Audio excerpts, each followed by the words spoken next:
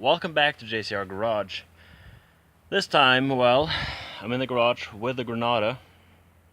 I just had it outside and used our fancy new gasoline-powered high-pressure washer to get a lot of oil off the back end of this thing and also underneath, because this thing has an issue.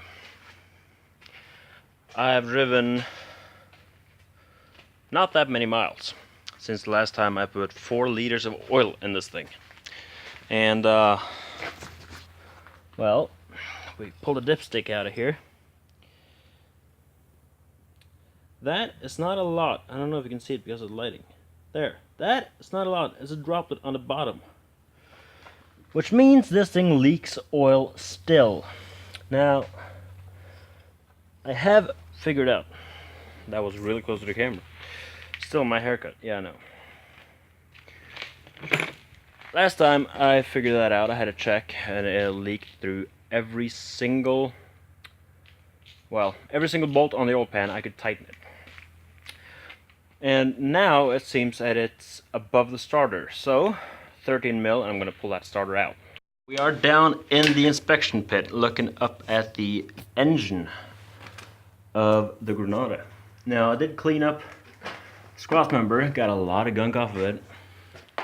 Looking back here, you can see that the exhaust has runs of oil on it, and well, if it's a single focus, you can see it's wet with both water and oil. It's all black.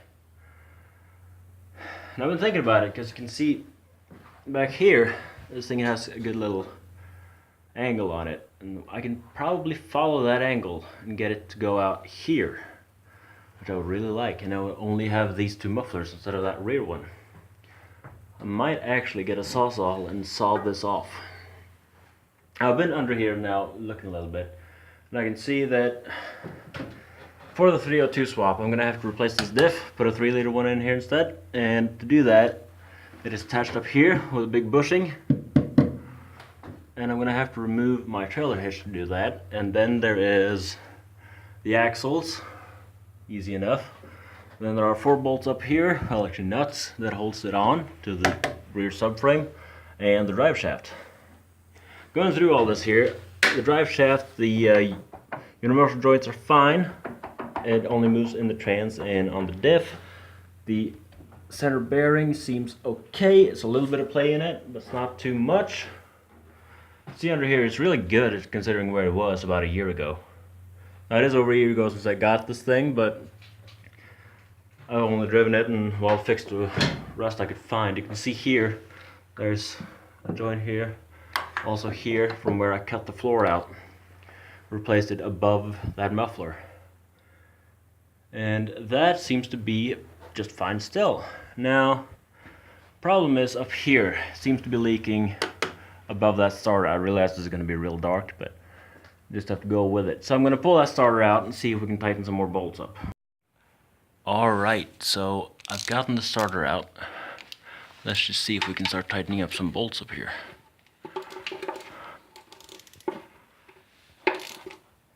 That got tightened. Oh, this one I can tighten a lot. Now, I do squeeze the gasket out a bit more. I do notice that. But, well, sometimes you do have to squeeze a bit more on this thing for it to stop leaking. Oh, this one was loose. Right. Let's go through all of them again. Make damn sure they're tight. Now, I know there's probably gonna be some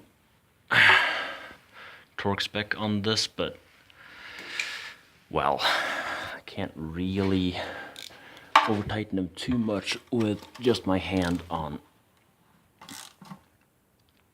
this, can I? That was also loose. Oh, all of these are loose. How are they so loose? Now, that one up there, I'm gonna have to have another extender on this. Yeah, I can still tighten all this up. I slipped off the bolt. Alright, I'm gonna tighten all these up, get some more oil in it, and see what happens.